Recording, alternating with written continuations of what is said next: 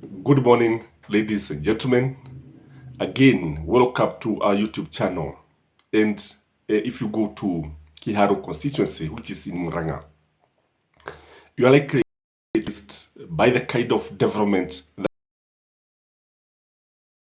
that you to be amazed by what you see in many schools, especially primary schools. One thing is that the schools have been tiled, the floors have been tiled.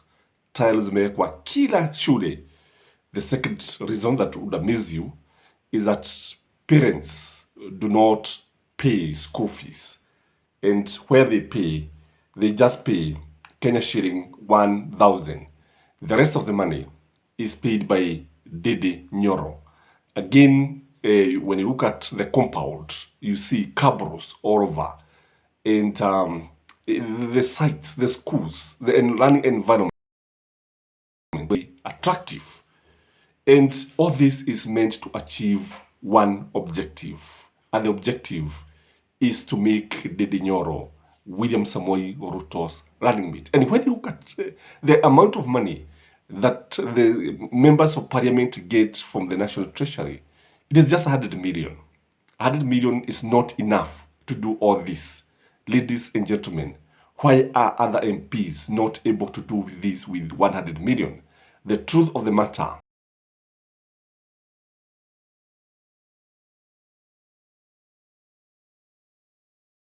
he can bring a lot of development in Kiharu. So if you go to Kiharu again, utapata kule Kiharu watu wengi wanafuraha, watu wengi wanamsifu, kina mama wanamsifu. Kienda kule katika kanisa, utaona kwamba the same thing, the churches are full of praise. So when you look at this, you realize that William Samoei Ruto has an objective. So why would William Samoei Ruto opt for Ndindi Nyoro, just a member of parliament who has been to parliament for 2 terms, compared to Gachagua, who has been the deputy president and also a DO and also a member of Madera parliament? So the first reason, in my view, is because of 2027. 2027, William Samoei Ruto want to front Ndindi Nyoro as the presidential candidate paired with Kipchumba Murkomen. And the reason for this is to stop Muranga people from actually having a presidential candidate, because come 2027, Muranga people have always touted with the idea of fronting Peter Kenneth or Mwangi wa Iria or even Mwangi wa Equity. These 3 candidates comes from Muranga, and they are very, very influential, and there is fear that the Kikuyus could rally behind this one. But now when they are given Ndindi Nyoro, and they are told this will be the presidential candidate in 2032, again, I believe that William Samoei Ruto want to kill 2 birds with 1 stone, and is likely to retain the Kikuyus in Muranga if Ndindi Nyoro is fronted as William Samoei Ruto's running mate. Again, Ndindi Nyoro is a bit youthful and young, and he's likely to attract more youth vote than Rigathi Gachagua. Rigathi Gachagua, on the other hand, is very divisive. Rigathi Gachagua is very intolerant. Rigathi Gachagua is very vengeful. Rigathi Gachagua is not popular in the mountain. And if William Samoei Ruto want to lose Mount Kenya votes very easily, let him continue having Rigathi Gachagua as his running mate in 2027, and he's going to lose the elections in the morning. Again, when you look at Ndindi Nyoro is easy to control. And when you look at William Samoei Ruto is a control freak.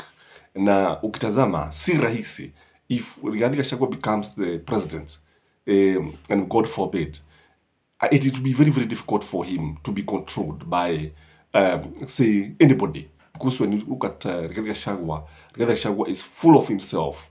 Rigathi Gachagua ni wale watu ambao hawezi kusikiliza mawaidha ya mtu yeyote, especially when he is the president. But when you look at Ndindi Nyoro is one person who is likely to listen to William Samoei Ruto. And the fact that it is William Samoei Ruto who will have made him the president in 2032 can only make him to listen to him. Just like Uhuru Muigai Kenyatta would easily listen to Mwai Kibaki and Daniel Toroitich or Moi. And again, with a safe pair of hands in Ndindi Nyoro, William Samoei Ruto will be comfortable in his retirement. Again, Ndindi Nyoro, if you have been listening to Ndindi Nyoro, he has been referring to President William Samoei Ruto as his mentor.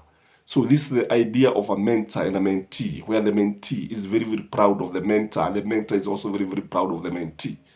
So ukitazama vizuri sana, utaona ya kwamba Ndindi Nyoro has always been prepared by William Samoei Ruto to vie for the presidency. Again, when you look at Ndindi Nyoro is more energetic. Other than being youthful, other than being a bit younger than Gachagua, the man is more energetic.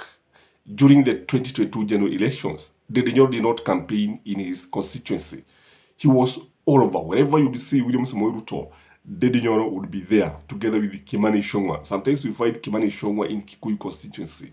Lakini huyu Ndindi Nyoro, who is also a very good mobilizer, truth be told. Unajua Waswahili wanasema mgala muwe na haki umpe.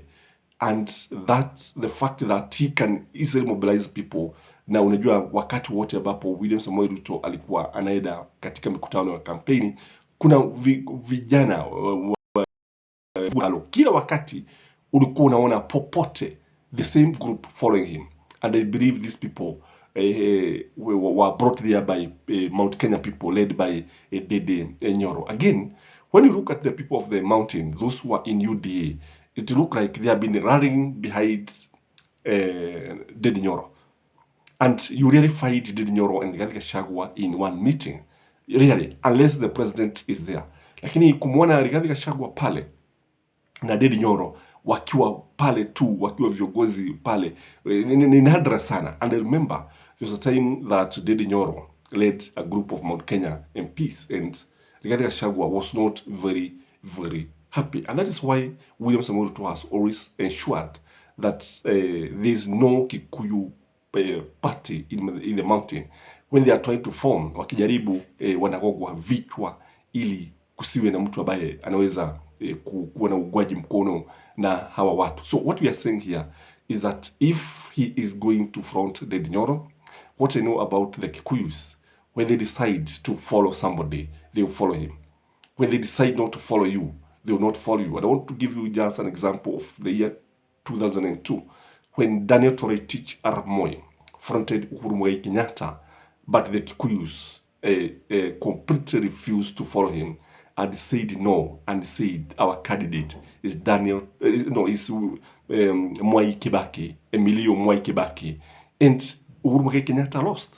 Again, you remember in 2022, when Uhuru Muigai Kenyatta tried to convince them to vote for Raila Amolo Odinga, although a number of people voted for Raila Amolo Odinga, although votes were solid, a sizable, a good number of people in Mount Kenya voted for William Samoei Ruto. Ni ukweli ambao hatuwezi tukautoroka, even if Raila was rigged out. Tunaona kwamba William Samoei Ruto kwa upande mwingine alipata kura nyingi sana katika upande wa Mlima Kenya. Kwa hivyo kile ambacho tunaweza kusema hapa ni kwamba hata Ndindi Nyoro, even if he is fronted as a presidential candidate, what people know is that he's likely to just continue with William Samoei Ruto's policies. And you see, these policies are not working. You see, the Kikuyus are not happy with William Samoei Ruto. So what will happen is that it will be a lost cause. What will happen is that he is not like that pair of Kipchumba Murkomen and Ndindi Nyoro is likely to lose in the morning. Kwa sababu sasa watu, tunaona kwamba watu wengi wanawajua, watu wengi wanaona kama ni watu ambao watakuja kupora nchi, watu wengi wataona watakuja kuendeleza ile mikakati ya William Samoei Ruto, because what else do you expect? Kwa sababu mtoto wa nyoka ni nyoka. That is my take, ladies and gentlemen. As usual, like this video and may you have a blessed day. Bye bye.